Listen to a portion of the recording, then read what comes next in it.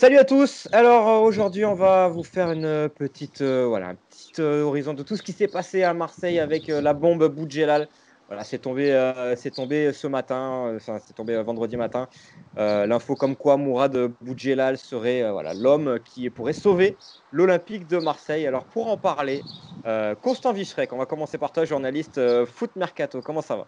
Eh ben écoute, ça va. Je me suis pas beaucoup reposé. Je comptais faire une petite sieste aujourd'hui, c'est pas fait finalement. Mais ça Ouais, va, mais ça va. je suis venu t'embêter pour encore un petit peu plus. Voilà, vous pouvez le voir Constant sur le Club des 5 avec Walid et toute sa bande. Et de l'autre côté, Mathias Merlot, journaliste Le Figaro. Alors, c'est un peu toi qui a mis le feu aux poudres avec cette information comme quoi Mourad Boudjelal, Ajroudi et des Saoudiens seraient prêts à investir 700 millions d'euros pour racheter l'Olympique de Marseille. Salut Mathias. Salut, ça va, tout le monde va bien. Passer une dure journée Ouais. à Toulon. Une journée un peu lunaire, on peut le dire. Mais bon, il y a toujours des rebondissements sur la rade. On se dit souvent qu'ici tout est différent et ça s'est encore vérifié.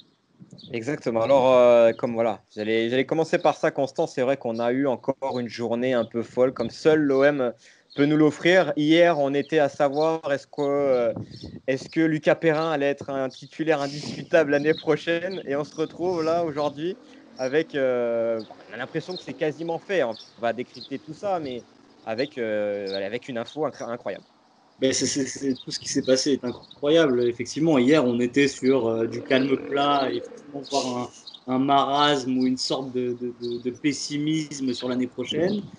Moi, je me lève, je vois Var Matin, je vois le Figaro, je vois l'équipe, je me dis, qu'est-ce qui se passe? J'avais un peu bu hier en plus, donc je me suis dit peut-être que je suis encore en train de rêver. Et en fait, pas du tout. Tu es là où tu es dans un système où effectivement Mourad Boudjelal, qui avait déjà parlé d'un projet pharaonique il y a quelques temps, sans indiquer le club de l'OM, qui te lâche ça et il confirme dans les grandes gueules. Je crois qu'on a tous pris un petit supercut parce qu'au final, on s'y attendait pas. Tout le monde a essayé de travailler, a essayé de confirmer. Mathias pourra en parler mieux que moi parce que lui, un, il a sorti les infos, deux, il est sur place. C'est dingue, c'est absolument dingue ce qui s'est passé.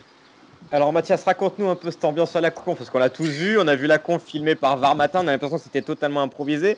Mourad Boudjela, est-ce que c'est Mourad qui a convoqué la presse premièrement? Parce que derrière, en plus en fond, il fait une conf sur l'OM et il y a un gros logo du Ah, Sporting c'est Toulon. lunaire. C'est lunaire. Les supporters ont réagi il y a quelques minutes avec un communiqué assez incendié sur Mourad Boudjelal. On les comprend. Raconte-nous un peu comment c'est passé. C'est Mourad qui vous appelle. Venez, j'ai un truc à vous dire. Raconte-nous un peu ta journée à toi. Donc en fait, ma journée, c'était. Hier, je prends le pouls du dossier Sporting. On me dit que ce jour, tout devait être signé entre Claude Joy et Mourad Boudjelal. Pas un écho sur l'OM, rien. Rien de chez rien. Je me lève ce matin. Info Var Matin, OM, je lis ça, j'y crois pas. Franchement, j'y crois pas. Je prends un peu des infos à droite à gauche. Le réseau toulonnais, personne n'était au courant. Et donc là, je vois cette confirmation de l'équipe et surtout de Mourad de grande gueule. Et là, je me dis, oula, ça devient lunaire, sachant que moi, j'avais eu Mourad Boudjelal 3 ou 4 fois depuis le début de la reprise. Je l'avais un peu titillé sur l'OM. Il m'avait toujours dit qu'il n'irait pas à l'OM. Et là, il a fait le contre-pied parfait. Donc la conf de presse, elle a été totalement improvisée. C'est-à-dire que le scoop s'est un peu transmis entre journalistes, mais il n'y avait rien de prévu, il n'y avait pas de conférence prévue. C'est juste Mourad à 14h avait rendez-vous avec Claude Joy pour discuter encore une fois de la reprise, pas vraiment de la reprise, mais de la prise de pouvoir de Mourad Boudjelal au Sporting. Et donc après, il s'est passé ce qui s'est passé, c'est-à-dire ce plan où Mourad est derrière le logo du Sporting et il parle d'un rachat de l'OM qui est totalement lunaire. C'est vraiment en prenant la photo que je me suis dit, il y a quelque chose qui va pas. Et donc c'est là où vraiment tout s'est enclenché parce qu'après il y a forcément eu les négociations entre Claude et les Mourad. Moi j'avais annoncé le matin qu'il n'y avait pas d'accord entre eux. Eux, ils m'ont confirmé qu'il y avait un accord. Bon, ça a quand même duré 2 heures les discussions pour finalement signer cet accord avec cette clause.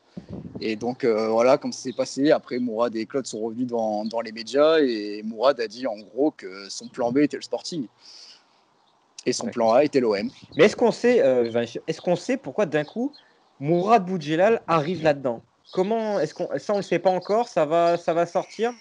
Écoute, j'ai pas eu le temps de vraiment travailler parce que j'étais sur place, du coup c'était assez Bien sûr. compliqué avec tous les coups de fil. Tout ce que j'ai eu, les chiffres et tout, c'est vraiment d'une source sûre, certaine. Je les maintiens. L'AFP a confirmé d'ailleurs, donc si l'AFP confirme derrière, c'est qu'ils ont aussi fait leur boulot. Ils ont même donné un nom. Les chiffres de 700 millions. Hein. Ouais, C'est l'AFP. ça. Non, mais ton contexte. Ouais, bien sûr, l'AFP. C'est pas 700 millions pour le mercato. Il faut que les supporters Non, c'est marseillais se 700 millions, calment. 300 millions de rachat pour l'OM. Exactement. Donc, ça serait une offre pour ma courte de 300 millions. Et après, pour éponger 200 millions pour, entre guillemets, éponger les dettes et 200 millions pour le mercato. Exactement, c'est ça. C'est les chiffres qui sont sortis. Alors maintenant, moi, je vais donner mon avis. Après, je vous donnerai la parole après. Le projet, on a l'impression qu'il est là, qu'il est palpable, qu'il est matérialisé. C'est pas comme toutes les rumeurs qu'on a pu avoir depuis le début du confinement, on va dire ça comme ça. On a l'impression que là, on tient quelque chose d'un peu plus sérieux, avec, j'y reviendrai peut-être après, quelques taches d'ombre pour moi, selon moi, dans le discours de Boudjelal qui sont un peu inquiétantes. Constant, est-ce qu'on y croit? Est-ce que c'est fait? L'OM n'a pas communiqué. Est-ce que si Boudjelal lâche cette bombe en immense communicant qu'il est, on le sait, voilà, c'est le Olas du rugby.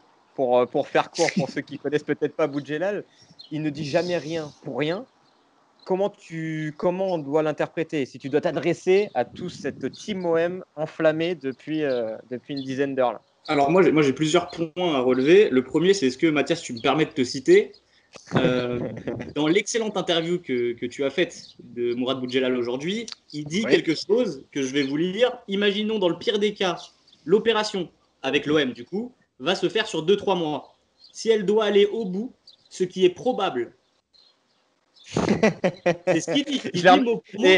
Il dit ce qui est probable. Il dit pas ce qui est possible. Je me suis exactement noté cette phrase. Il dit ce qui est probable.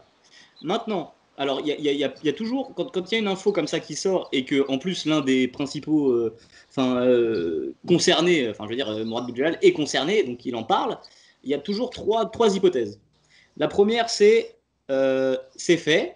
C'est la première hypothèse. S'il parle, c'est que c'est fait. C'est la première hypothèse. La seconde hypothèse, c'est s'il parle, c'est que ça bloque et il met un petit coup de pression. Et la dernière hypothèse, c'est que ça bloque. Ah, excuse-moi, je te laisse finir, après je te poserai la question. Et après, c'est la troisième hypothèse, c'est s'il parle, c'est que c'est mort. Il y a toujours trois hypothèses dans ce genre de cas. La dernière, je pense pas. Voilà, bah c'est très simple, parce que c'est ce que je veux dire, c'est que moi j'ai analysé un peu tout ce qui s'est dit aujourd'hui, et il y a eu beaucoup de choses. Il te dit que hier il était à Paris pour négocier sa libération du projet OM, ce qu'on lui a refusé. Oui, donc ça veut dire qu'il est engagé. Ça veut dire qu'il est engagé. Si on lui refuse hier sa libération, ça veut obligatoirement dire que ce n'est pas mort. C'est impossible que le projet soit mort. Mathias, justement, ce point-là, cette phrase, je pensais que ça serait plus simple de me désengager du projet marseillais. C'est la phrase qui fait peur, celle-là. Pourquoi il a dit ça? Est-ce qu'il était déjà implanté dans le projet OM, qu'il en a eu peur, comme il le dit, mais maintenant c'est trop tard? Est-ce qu'il a les épaules assez larges pour ce dossier, etc. Ça, c'est une phrase qui est forte dans l'interview que tu as pu faire avec lui. Ouais, c'est... Après, Mourad, il faut toujours se méfier. Hein. C'est une bête médiatique, il faut en prendre, il faut aussi beaucoup en laisser. Là, aujourd'hui, je l'ai vraiment senti, le cul entre deux chaises, dans une position qu'il aime, mais en même temps qu'il répugne. C'est-à-dire, il a le choix entre sa ville, il est amoureux de sa ville. Moi, on ne m'enlèvera jamais de l'idée que Mourad, c'est un vrai Toulonnais, qu'il adore, il adore cet endroit. Et derrière, à côté, on a la belle. On a l'OM, ce qui peut lui offrir plein de portes, plein d'opportunités, et surtout ce qui lui offre un retour sur la scène médiatique immense.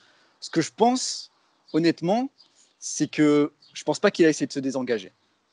Il me dit, mais moi, je ne pense pas qu'il essaie de se désengager parce qu'il veut voir déjà… Se désengager de quoi? Ce terme désengagé, qu'est-ce qui signifie? Des prérogatives qu'il a avec cet investisseur pour l'Olympique de Marseille.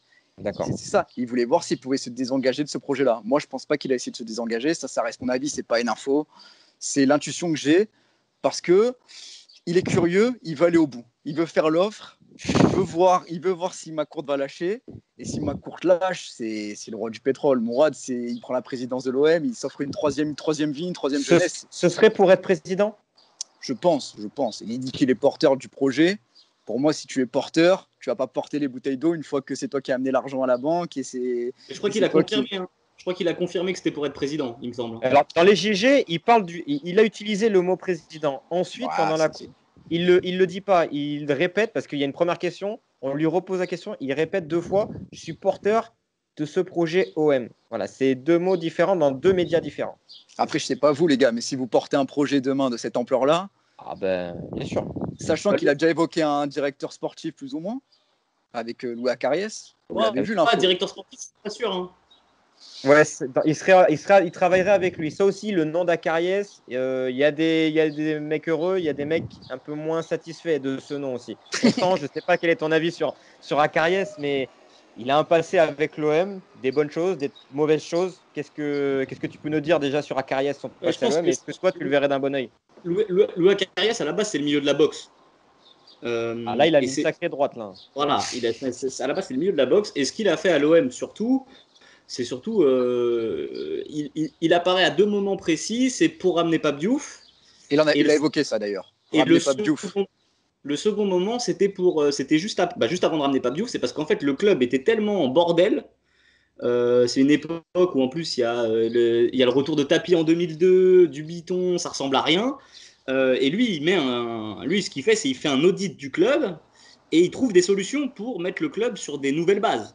Saines, entre guillemets. Après, Louis Acariès, ça reste un mec qui est un peu sulfureux dans l'image, mais c'est un mec qui a toujours... Après, c'est pour ça que moi, je ne le vois pas vraiment arriver du côté du sportif, être une sorte de conseiller du président, pourquoi pas, mais toucher au sportif, j'ai un petit doute, parce qu'il ne l'a jamais fait. Donc, je me dis... ça m'étonne un peu. Peut-être je m'enflamme, mais c'est sûr qu'en tout cas, s'il a fait passer le message à Louis Acariès, c'est qu'il est déjà au courant. Là, je pense qu'il lui met un petit coup de pression en mode écoute, viens faire partie de l'aventure parce que ça va être incroyable. Ce que je pense là à l'heure actuelle, comme j'ai dit, c'est que rien n'est fait. Faut pas dire que l'OM est vendu. Mourad va faire l'offre, ça c'est certain. Il a tout ce qu'il faut. Il y a cette info du virement qui sera fait en début de semaine à la banque Rothschild, qui est la banque de l'OM, comme tu m'as dit tout à l'heure, Constant. En gros, voilà, c'est. Et moi, j'ai envie qu'on parle maintenant de l'OM. L'OM n'a toujours pas communiqué. Je ne sais pas ce que vous en pensez, mais moi, il y aura peut-être un communiqué quand cette interview sera diffusée. Donc là, c'est lunaire que l'OM n'ait pas réagi quasiment instantanément après. Ça, c'est quelque chose qu'on met à part. Maintenant, on va parler de McCourt. J'ai fait un petit tweet tout à l'heure qui a plutôt bien marché, qui était celui-là. C'était, en gros, pour moi, c'est McCourt. Il a une énorme pression. Boudjelal, il a tiré dans le mille. En gros, il a mis une grosse pression sur McCourt. En gros, c'est, là, je te donne plus que ce que tu as dépensé pour acheter l'OM. Je te donne un chèque de 300 millions et tu te casses.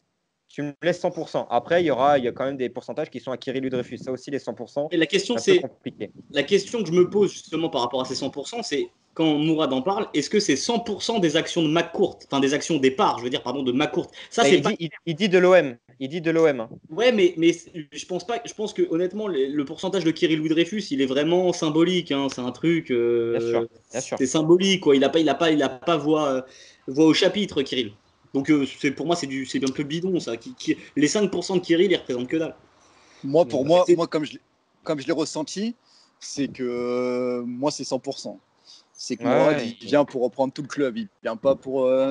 Alors peut-être qu'il restera quelque chose de plus ou moins à Kirill qui va lui aider à faire un peu passer la pilule. Mais pour moi, il vient pour récupérer 100% de l'Olympique de Marseille.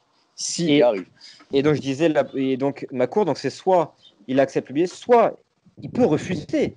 Et s'il refuse, on connaît tous ce qui se passe du côté du Vélodrome. Ça peut être terrible. En gros, parce que s'il refuse, ça va être très, très, très, très chaud.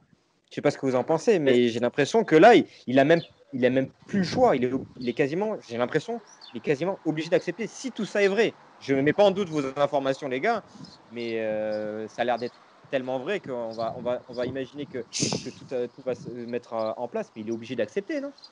C'est déjà un peu le feu à Marseille, de base. Ah oui, non, mais je te comprends. Oui, déjà, même quand il n'y a rien, c'est le feu. Donc. Et puis, tu as un président qui commence à concurrencer Vincent Labrune en termes de code de popularité, voire François Hollande.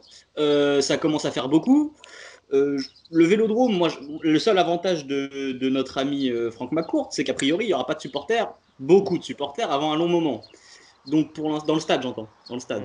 Donc c'est un avantage. Mais s'il refuse une offre avec les chiffres que Mathias, selon ses informations, a sortis, il est fou. Il est complètement dingue. Parce que t'es sur 300 millions de liquidité, et derrière, on te dit, en plus, ton passif, on le rachète. Mais attends, on marche sur la tête s'il refuse ça. Combien tu veux tirer de l'OM? Il a racheté combien l'OM? 40 millions d'euros? 50 millions d'euros? Et là, il ne faut pas oublier que lui, il a été impacté par la crise du coronavirus, qu'il est sorti, il est plus milliardaire, il a vendu sa compète d'équitation, il va chercher des liquidités. S'il y a un mec qui arrive qui lui dit c'est 300 millions, s'il refuse, il est timbré. Honnêtement, je ne comprends pas. Mathias, est-ce qu'il a plus le choix, l'Américain? Est-ce qu'il a plus le choix? Là, c'est un peu une porte dorée. Hein. Si on lui laisse une porte dorée, et il peut retomber, même faire une plus-value, ce qui est inespéré pour lui, à l'heure actuelle, hein, ce qui est totalement inespéré, parce qu'au départ, il était venu, à ce que je comprends, pour des projets un peu dans l'immobilier avec le Parc Chano, ça c'est mort, le Vélodrome, c'est très compliqué. Là, ces projets 1 à 1, ça devient de plus en plus compliqué. Là, si effectivement... Après, il y a 2 cas possibles. Ou McCourt, il voit le bon pigeon et il essaye de taxer au grand maximum. Donc, c'est-à-dire de faire une contre-proposition pour récupérer encore plus. Ce qu'il a fait déjà avec son club, avec sa franchise de baseball. Peut-être, il va peut-être faire une contre-proposition. Ou alors, il va récupérer ce qu'il pense déjà être une belle offre, ce qui est une belle offre. Et puis, il va s'en aller tranquillement, faire mumuse avec réinvestir son argent qu'il récupérera. Mais vas-y. La question que je me pose, c'est l'offre qui va partir. Tu m'ôteras pas de l'esprit que ça n'a pas déjà discuté. J'y crois pas une seule seconde. C'est ça. Est-ce que tu as senti quelque chose? Est-ce que vous avez senti McCourt avec tout ce qu'a dit Boudjelal? C'est obligé, McCourt, il est au courant. Il peut pas.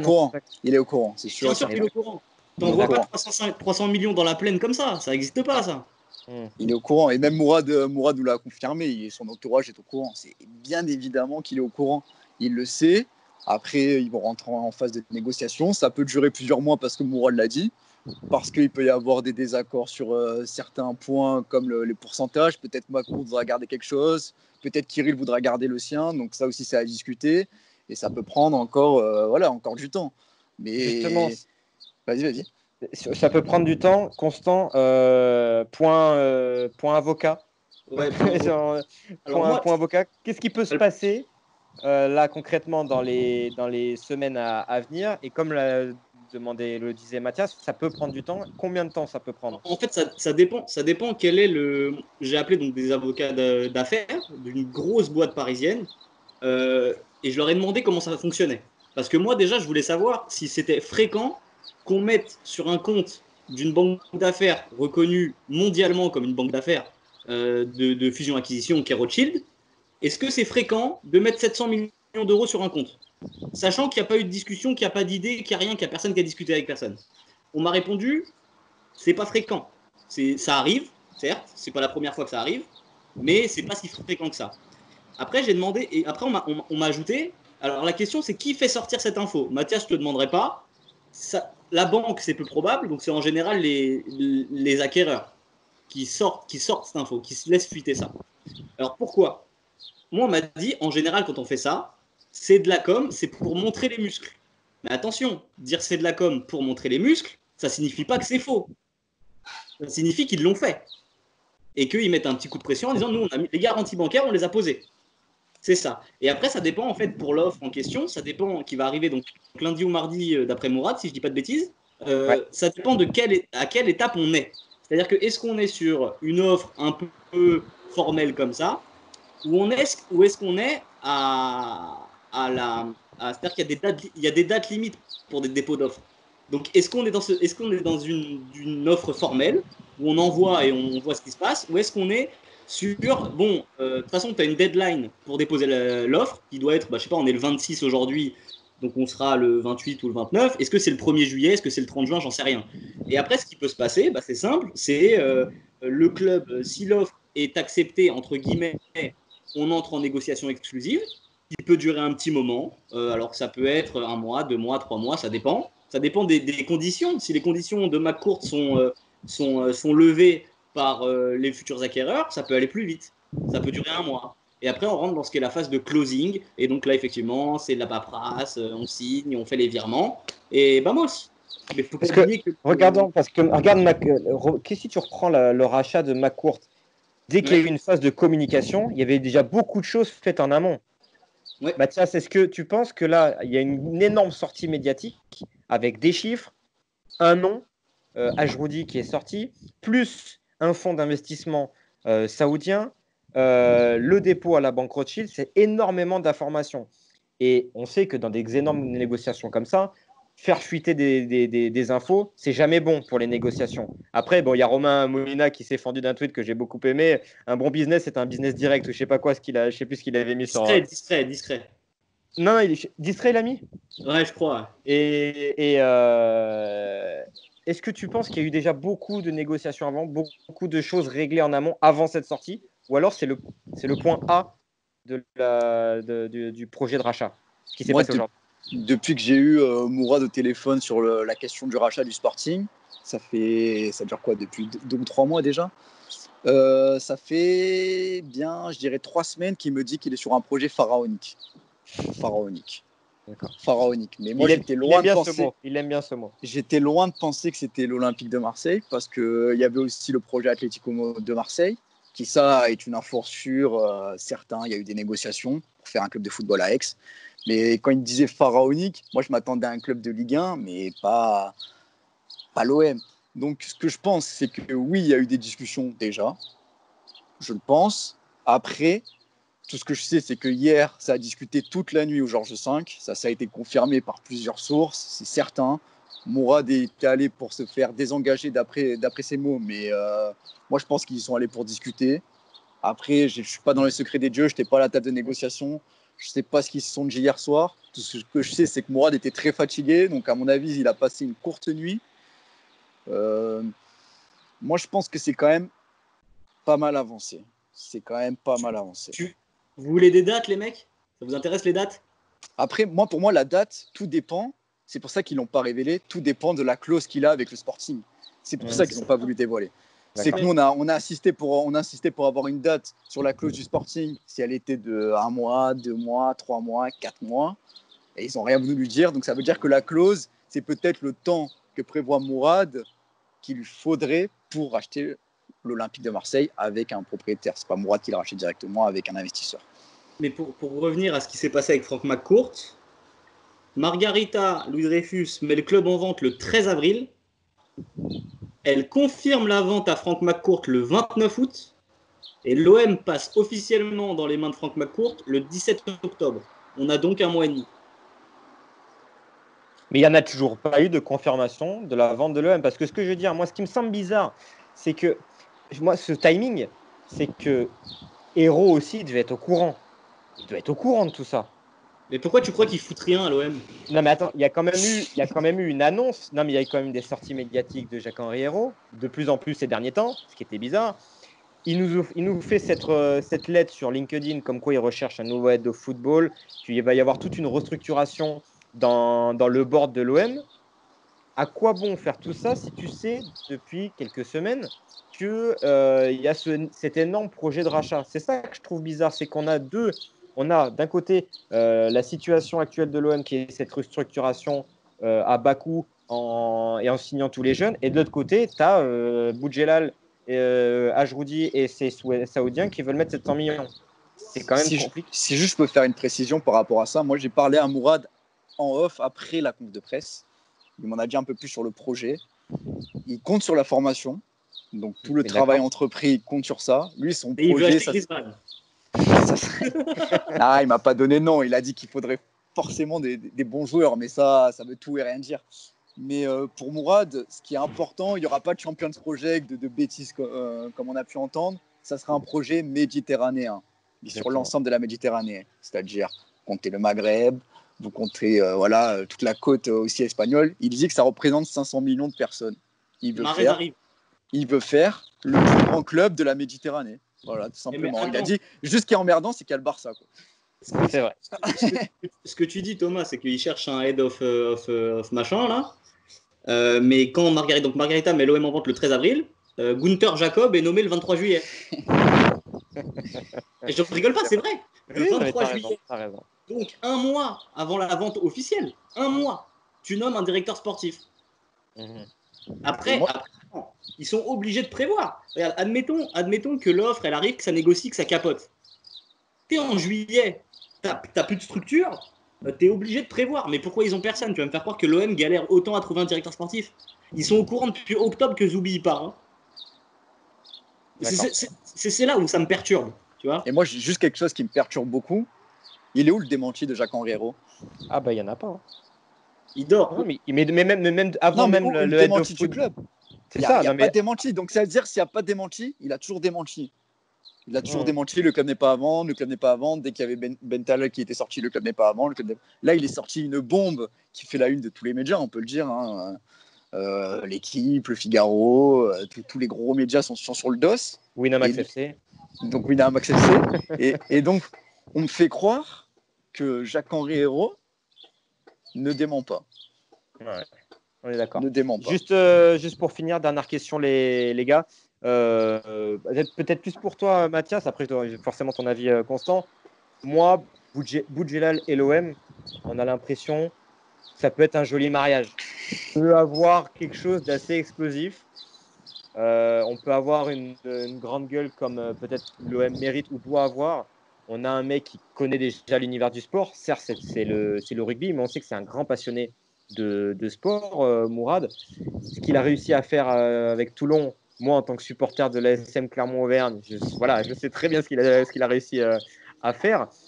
Mathias, on a l'impression que c'est un mariage qui pourrait être assez phénoménal entre Mourad et le Vélodrome. C'est très excitant pour les supporters, très excitant pour nous les journalistes, très excitant pour vos maires autour de vous, pour l'entourage. Nous ici, il y a tout le monde qui est au courant. Hein. Donc dans le sud, c'est une énorme bombe. Bien sûr que le mariage, il est séduisant, très séduisant, mais comme il dit Mourad, c'est le plus gros défi de sa vie et il peut s'y perdre. Il peut s'y perdre parce qu'à Marseille, il y en a beaucoup qui sont arrivés avec beaucoup de confiance, beaucoup qui ont été déroutés par le contexte marseillais. Là, il a vécu ce qu'il appelle, oui, il y avait du contexte toulonnais, j'avais de la pression, mais là, à Marseille, c'est le football, c'est 1000 fois plus. Je ne sais pas dans quoi il s'embarque. Lui non plus, c'est pas dans quoi il s'embarque, dans l'inconnu. Ouais, moi, honnêtement, ça m'excite bien ce projet. Ça m'excite bien parce que je suis curieux. Ça m'excitait déjà de le voir dans le foot au Sporting en N2, alors le voir en Ligue 1 face à Nasser ou face à Aulas, c'est vrai, il faudra juste sortir le calepin, ouvrir les caméras, sortir les flashs. Et oui, je pense qu'il y aura 2 ou 3 punchlines bien senties qui seront forcément boudjelalesques, quoi. C'est ça qui est intéressant. Moi, je te dis, même sans rachat, Mourad, je le prends. Tu vois, je m'en fous de la thune, moi, ça m'intéresse pas. Mais non, mais ce que je veux dire, c'est qu'effectivement, moi j'ai vu la conf et il est un peu en sueur. Parce que tu vois que il parle d'un projet qui est dingue. Lui, c'est un mec de Toulon. Hein. C'est pas un mec d'Harvard qui donne des cours à Sciences Po à Paris. Ça n'a rien à voir. Mourad Boudjelal, c'est pas un technocrate. Ah, Boudjelal, c'est la rue. C'est un mec qui s'est formé à la rue et voilà. C'est comment, rien que les supporters, t'es obligé de respecter un mec comme ça, de base. À Marseille, je te parle d'à Marseille. Attention, t'as des endroits où il faut être carré. Tu vas à Rennes, c'est pas pareil, tu vois. Et j'ai beaucoup de respect pour Rennes. Nicolas Olvec, j'adore, hein, mais ça marche pas à Marseille. Pour moi, mariage parfait. Après, tu vois, là, on parle quand même selon les chiffres de Mathias, on parle de 200 millions d'euros sur un mercato. C'est compliqué de se planter avec 200 millions d'euros sur un mercato. Pas comme notre ami d'Harvard, tu vois. Et Mourad Boudjelal, c'est un entrepreneur qui connaît le sport. Après, il peut se planter, ça arrive de se planter. Mais au final, tu regardes les présidents qui ont réussi à Marseille, c'est soit une grande gueule entrepreneur comme Tapi, qui s'est planté dans certains joueurs aussi. Hein. Il s'est planté, mais il s'est surtout planté en 2002. Parce que sur les premières années, il s'est pas trop planté. C'est pas le même foot, attention. Si vous voulez juste une petite exclue, quand je lui ai parlé en off, je lui ai dit L'OM, pour vous, Mourad, c'est quoi? Il dit c'est l'OM de tapis. Moi c'est tapis. Donc, mais on sait ce que ça a fait après. Non, mais il connaît le modèle, je pense. Mais t'as ça, et t'as eu Diouf, qui est un homme qui connaît le sport. Parce qu'il a quand même été journaliste puis agent, Diouf. Hein. C'est pas les présidents qui ont réussi, je parle. Hein. Puis c'est quelqu'un qui est parti, Diouf, c'est quelqu'un qui est parti d'en bas, comme Mourad Boudjelal, et qui a connu une incroyable carrière, une incroyable vie tout seul. Il s'est fait tout seul, Mourad. Les gens ont beau critiquer et tout, mais Mourad, c'est la vérité, il s'est fait tout seul. Mais surtout qu'il avait déjà dit, nous aussi, on a envie d'aller à Lyon, on a envie d'aller chez Jean-Michel Aulas pour tout casser parce qu'il le mérite bien. Il a dit ça. Je veux dire, à un moment donné, j'ai envie de dire au Paris Saint-Germain, mettez-nous Sarkozy, qu'au moins on rigole. Qu'il y ait Sarkozy, Mourad Boudjelal et derrière Jean-Michel Aulas. Ça serait exceptionnel. Mais après, effectivement, il faut que ça se fasse. Il faut voir à quel stade on est. Moi, je pars du principe que si Mourad Boudjelal parle à ce point-là, c'est que les mecs qui mettent la thune, ils lui ont dit tu peux parler. Pourquoi? C'est une autre histoire. Pourquoi il fait ça? C'est autre chose. Mais ça, il n'y a que Mourad qui peut le savoir. Là. Voilà. Il faut être dans sa tête. De toute façon, c'est simple. La réponse, lundi ou mardi. Dans la semaine prochaine. On le saura bientôt. Merci en tout cas, Constant, avec ta bonne humeur, ton franc-parler, comme d'habitude, avec ta très belle casquette. Et merci beaucoup, Mathias. Tu as une journée assez longue. Elle n'est pas finie. Elle n'est pas finie. Eh ben, écoute, parfait. On va te suivre en tout cas. Et merci d'avoir donné un peu de ton temps pour parler de l'OM. J'espère que ça vous a plu, amis du Winamax FC. Et puis, à très bientôt, les amis. Et puis, je pense qu'on va vivre un bel été. Donne des free bets, là. Ciao, ciao.